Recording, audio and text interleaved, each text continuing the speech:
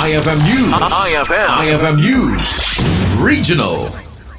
Namnama iti panlalawigan ng gobyerno ti Cagayan nga agbalin nga napardas ken nasaysaya at pinangsungbat iti disasters ken anyaman nga emergency kapasan iti panakaipablaak ti Baro nga Command Center ti Cagayan Provincial Disaster Risk Reduction and Management Office. Sigan ken ni Chief Senart Villarmar iti Command Center na ikapet iti nasurok nga sa gasot a CCTV cameras iti naduma-duma apas iti probinsya nga daan iti kabayalan namang detect iti rupa ken plaka ti lugan tapno mapapiksa iti monitoring ken seguridad ti intero probinsya. Adamit CCTV cameras na ikabil kadigiti district hospitals, opisina ti Task Force Lingkod Cagayan Quick Response Team ken kadigiti na dumaduma kang runaan na arang try tapno mabantayan ti kasaad ng runa no adda layos wenno na dumapay nga kalamidad. Banbantayan met iti sistema digiti checkpoint digiti kang runaan na pagserkan ti probinsya. Sigun ti Provincial Government of Cagayan dakkel iti may tulong daytoy a baro a pasilidad tapno mapaimbag ti koordinasyon digiti ahensya ken mapartag iti panaka-deploy digiti responders kadigiti lugar ang masapol ti tulong. Mabiro kan ti Command Center iti Baro a building iti PDRRMO iti Kapitolyo ti Cagayan, Damag Regional. Para iti IFM News, siyak ni Idol Shanti Papita ta IFM.